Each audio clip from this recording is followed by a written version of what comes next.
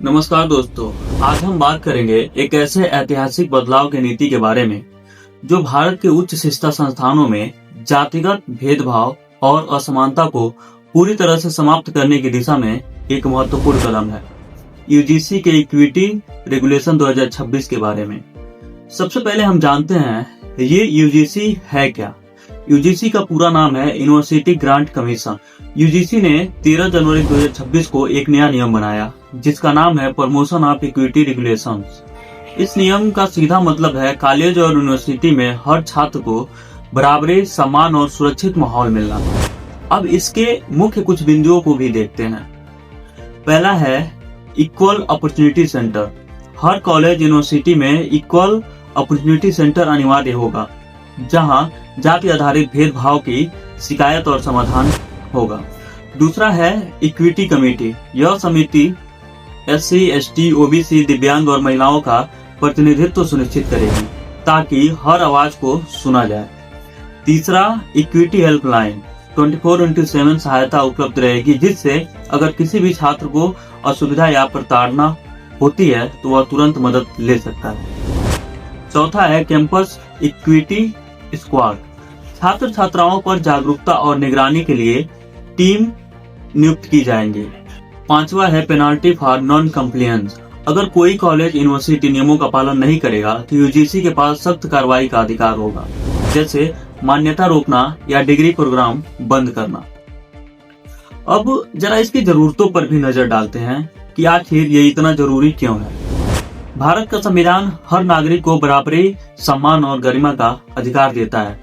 Article 15 के तहत किसी भी जाति, धर्म, लिंग या जन्म स्थान के आधार पर किसी भी व्यक्ति के साथ भेदभाव करना मना है।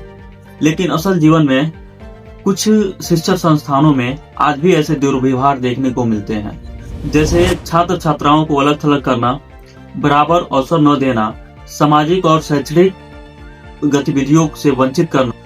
यह कोई अपवाद नहीं है। ऐसे कई हाई प्रोफाइल मामलों से स्पष्ट है कि वास्तव में यह समस्या गंभीर है। जैसे रोहित वेमुला और पायल तड़वी जैसे प्रतिभाशाली छात्रों को जाति आधारित प्रताड़ना झेलनी पड़ी, जिसकी वजह से दोनों ने अपनी जिंदगी गंवा दी। इनसे साफ हुआ कि हमारे समाज में शिक्षा में समानता की कमी को तीव्र रूप से उजागर किया।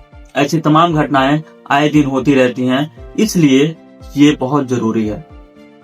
यह नियम केवल तकनीकी बदलाव नहीं है, बल्कि यह शैक्षिक समानता की सांस्कृतिक क्रांति का भी एक हिस्सा है। यह नियम सुनिश्चित करेगा कि सभी छात्रों को मानव गरिमा और सम्मान के साथ पढ़ाई का माहौल मिले। किसी भी शिकायत को गोपनीयता और निष्पक्षता के साथ सुना जाए और उसका समाधान किया जाए। यह कदम हमारी संवैधानिक मूल्यों, स्वतंत्रता, समानता और सामाजिक न्याय को सशक्त बनाता है। अब जरा उन समूहों के बारे में भी नजर डालते हैं जो इसका आज विरोध कर रहे हैं। हालांकि इस कानून के उद्देश्य सकारात्मक हैं, लेकिन फिर भी कुछ लोगों ने विरोध भी किया है। आइए उनके तर्क पे भी नजर डालते हैं। कुछ आलोचकों का कहना है कि अनिवार्य रूप से SC, ST, OBC को इस समर्थन प्रदान करना अन्य समूहों के साथ पक्षपात है। और कुछ लोग यह भी मानते हैं कि इक्विटी स्क्वाड या एम्बेसडर्स निगरानी जैसा माहौल पैदा कर सकते हैं। लेकिन ये जो भी आलोचनाएं हैं सामान्य रूप से उन तर्कों पर आधारित हैं जो सामाजिक संरचनाओं को बदलने से डरने वाली विचारधाराओं के समूह से आते हैं। और यह दिखाता है कि अगर जाति आधारित भेदभाव शक्ति से रोका जाएगा तो वे पुरानी शक्ति संरचनाओं और सामंतवाद जैसी सोच को खो देंगे और समाज में समानता आने से असहज महसूस करेंगे।